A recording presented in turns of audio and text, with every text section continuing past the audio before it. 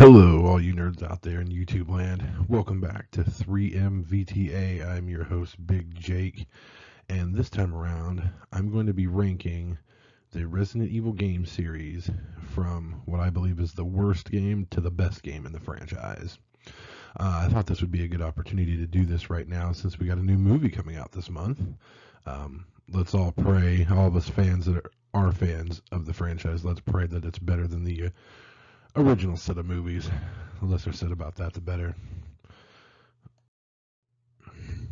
So just a little bit of background here. Originally called Biohazard in Japan, the first game was released and published by Capcom in 1996.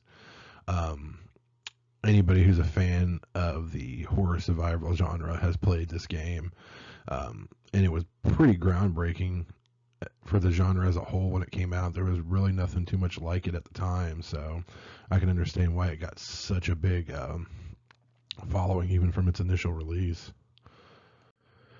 And just to give you guys a heads up here, while I am going through all the games, these four games in particular I have not played, so I didn't put them on the list for that reason. Resident Evil Dead Aim, Resident Evil Gaiden, Resident Evil Resistance, and Resident Evil the Mercenaries 3D. So, yeah, if anybody has played those and has any opinion on those, please feel free to leave a comment down below. And before we get into this, please like and subscribe. And as usual, all images and names are used for review purposes only, and I do not own the rights to any of these properties. They are all owned by their respective owners. So let's go ahead and get into it with what I believe is the worst game of the franchise so far. Umbrella Corps, coming out in 2016. I checked this game out, and as you can see the ratings down there are pretty bad. 5 out of 10, 3.8 out of 10. I played it. I couldn't even play it very long, to be honest with you. What I saw had no elements of survival horror whatsoever. It was basically Call of Duty, but set in the Resident Evil universe. So that right there just gives you kind of idea what kind of game that is. Next, Resident Evil Outbreak File 2. Coming out in 2005. Only a 6.5 rating. This game, I played it after playing Resident Evil just Outbreak, the first one. So I was kind of excited about it. But when I played it, I just found that the game itself it seemed to be very confusing. I mean, I don't know. I wouldn't mind revisiting it again someday and checking it out. But yeah, not too much I can say about this game. Next, Umbrella Chronicles, Darkside Chronicles, and Survivor. Now, the reason I put all of these on the same frame here is because they're basically the same kind of game. I mean, they're basically the same game. They're all shooter games. The only difference really in any of them, I mean, they all have their own individual little stories, quote unquote. But the Darkside Chronicles and the Umbrella Chronicles has, way better graphics, of course, being released in 2007 and 2009. I mean, I just honestly thought they were kind of mediocre shooters, but it was a good idea for a fun change of pace. But I mean, for someone like me who never had a light gun for these kinds of games, they're just not that fun. Next, Operation Raccoon City. Now in this one, once again, it didn't really seem to take a lot of the Resident Evil elements of what I played of it into account. Once again, you got the low ratings down there. And it's just like when I played it, it was just you're so overwhelmed so early in the game, and it's just I didn't like it. The whole idea of that you're the team and you're playing as a team and you go in there and it's just I just didn't care for it. Not very good. Resident Evil 5. This one tried for a co-op mode, and even though it's got high ratings, I hated this game. It's basically just an action game set in the Resident Evil universe, and honestly, the thing that kills it is your computer partner, the AI is just terrible. Now, they may have updated it, hopefully, maybe patched it or something, like if you buy it online, but the AI for your partner is so terrible and basically makes the game unplayable as a single player game, I mean. Next, Resident Evil 6. This game was better than 5, but I just still didn't really care for it. Once again, it was more of an action game than a horror game, which is probably why I didn't care for it. And I don't mind Resident Evil stepping out of the box, but I just didn't think it was very well done. Next, we have Resident Evil Outbreak, coming out in 2004.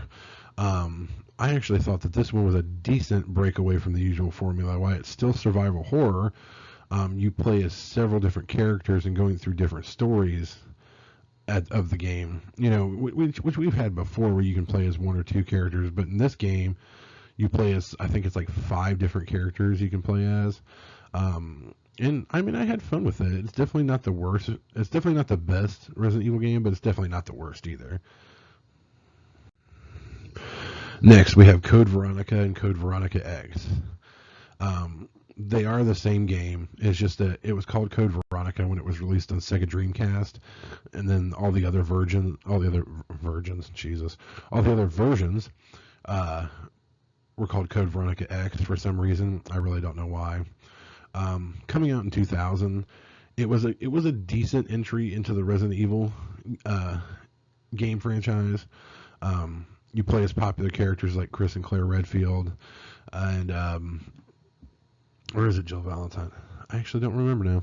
Anyway, the only thing I would say about this game is while it was fun, it's very much like the first 3 games, in the sense of how you play and how you do things, and so it kind of gets a little tiring at times, but it was still a pretty cool game. And Albert Wesker makes an appearance in it, which is also cool. One of my favorite game villains of all time. Next, we have Resident Evil 0. Now, the reason I have this one higher than Code Veronica, even though it may not necessarily superior to the game, I liked it because, as I stated on here, as of now, it's the only actual prequel game of the entire franchise. This game takes place on a train outside of Raccoon City right before the events at the mansion. And if I remember right, your characters actually end up running to the mansion at some point. So check it out. Like I said, a lot of fun. Cool new setting. Next, the very first Resident Evil game. Now, I would have this higher. Even, like I said, it's a monumental release. Nothing can change what this game has done for gaming as a whole. But as far as the game itself, when you compare it to its predecessors, it really lacks in a lot of things. Most notably things like graphics and that kind of thing, of course. But that's technology based. That's not necessarily the game's fault. That you're so underpowered in that game, which I get what they were trying to do, but I liked it better in the other games where, yeah, you were overpowered, but it wasn't as bad. So, but in all reality, great game. You got great ratings here, 9.25, 8.7. So, for whatever reason, if you're a gamer and you haven't played this game, play it. Next up, Resident Evil 2. Just a really good follow-up to the first one. Expanded on the Resident Evil universe as a whole, introduced us to some new characters, and most notably and possibly the most popular character in the franchise, Leon. In and of itself, it was just superior to the first game and how it was done. Of course, the graphics and the gameplay are a little better, and the only thing I will say that I can't stand, which the game series didn't fix until later on, was the way you walk, having to hit up and down and all that crap. It was, I hate that. But great game. Next up is Resident Evil 3 Nemesis. And once again, I put this above 2 because just all around they improved on themselves from the previous game. Expanding upon the universe once again. The only thing is this game takes place at the same time as Resident Evil 2, so it's like a side story of what's going on in 2, basically, because you're following different character. In this game you're following Jill Valentine, as opposed to Claire Redfield or Leon. And yeah, I mean, just overall great game, great entry into the franchise, and it deserves all the praise I think that it gets. Next up, I have Resident Evil Revelations 1 and 2. Now, these games I really, really enjoyed. You have a different setting, you got different monsters. They brought back, the survival horror elements. It's just very well done. The graphics are amazing. And the biggest thing I can say about it that I liked the most was, number one, the monsters were different, which was super awesome, and number two, the graphics were pretty amazing for the games, and the setting, the fact that it takes place on like a freighter ship out in the middle of the ocean. You know what I mean? Like, that's a pretty claustrophobic setting for something like this. So, great games. Next up, Resident Evil 2 and 3 remakes. Now, I had actually just recently played these, and I loved them. I thought they were great. They were very well done. For the most part, they were just like the originals, but they did add some new scenes here and there, and of course the graphics are just absolutely amazing compared to the original 2 and 3.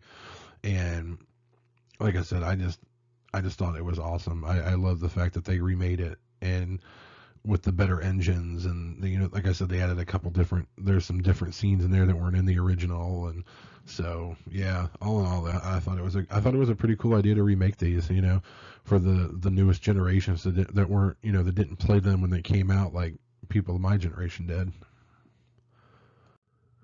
Next up, Resident Evil 7 Biohazard. Now, when this came out, I played it, and I was so impressed because it reminded me a lot of the first game. The biggest difference being, instead of, all these different random zombies you're dealing with this one particular family who, they're not really zombies per se, but they're almost like immortal beings to a point. Like, it takes a while before your character Ethan actually kills the families in this game. And like I said, it added new things, added new scenarios, it added new characters, it added new villains, it added a new, not necessarily, it's not a virus, but it added a new thing that transformed people into these creatures. And you find out that the family that you're fighting this whole time really they weren't evil. They were just infected by this thing, and that turned them into what they turned into. So, next up, the remake of the first Resident Evil game that came out in 2002, originally on GameCube. Now, this game was so good that and also it had been so long since I had played the original one. Me and a buddy of mine had rented this game from Blockbuster when it came out, and we thought we were renting Resident Evil 4 because it was behind the wrong box, and we didn't know that it wasn't Resident Evil 4 because it was just so well done. The graphics were so good and were up with the times, and it's just, yeah, I can't say enough about, this remake it's probably one of the best remakes in video game history, to be honest with you. It's extremely well done. If you haven't played it, check it out. And now we're to the last two. Resident Evil 4. Now, up until recently, this would have been my number one pick. I've played this game so many times. My brother's played this game so many times. And it's just so well done. It brings back beloved character Leon, puts you in a new area with new zombie-like monsters. The boss monsters are awesome. You got amazing weapons, and of course it created its own meme with the merchant. The "what are you buying? What are you selling? Ha ha! I'll buy that at a high price." That became the thing of memes and comedy, and it's just, this game's, in all reality, this game's legendary, and it deserves all the praise that it gets, because when Resident Evil 4 came out, it was just amazing. That's all I can say about it. But we got one left, and I'm not sure everybody would agree with me, but I hope at least people will give this game a chance. And that's the newest one, Resident Evil Village. This is a follow-up to Biohazard. You play as the same character, Ethan. It takes place, I think it's 2 years later, something like that from Biohazard, and it's just in this game, it's like Resident Evil 4, but better. It's the same fluid controls, and it's still got the survival horror elements. You got the awesome weapons. You got the cool merchant. Only this one, the merchant's is different from Resident Evil 4, but he actually references the merchant from Resident Evil 4, which is funny. He says, "What are you buying?" And he in the trying to mimic the merchant from Resident Evil 4, and he says, "Oh, I'm sorry about that. That was something a colleague of mine used to say," and it's just funny things like that. The other thing I really like about this game is it references the man who started the Umbrella Corporation, and you find out that he created the TNG viruses from this fungus that he found in Africa. And on top of that, the villains in this game are awesome. It's like there's several boss monsters that are, there's other boss monsters, but the main villain boss monsters are just all really cool. They all have their own special powers and abilities, and it's just, I don't know what else to say about it. This game was just so well done, and the best part of it is the ending leaves you with the idea of there being another game, and I really hope there is, and I really hope it keeps going the way it's going, because we found a new set of characters that we can follow that, in my opinion, are just as compelling as all the other characters that we've seen before. Chris Redfield, Claire Redfield, Jill Valentine, which incidentally, Chris Redfield, you do get to play as him in this game for a short period of time, and he makes an appearance in several cutscenes too. So if you haven't played Resident Evil Village, check it out. It's definitely worth your time. I can't recommend it enough. I really enjoyed this game. Well, folks, that's the end of it. I hope you enjoyed. I would love to hear your comments down below of what you think is the best and worst games in the franchise so far. Please like and subscribe. I really appreciate you guys watching. And on my channel next time, I'm going to give my opinion on what I believe is the top 10 most unique singers in metal. So be looking forward to that one. And I'll see you guys. Same nerd time, same nerd channel. Have a good evening.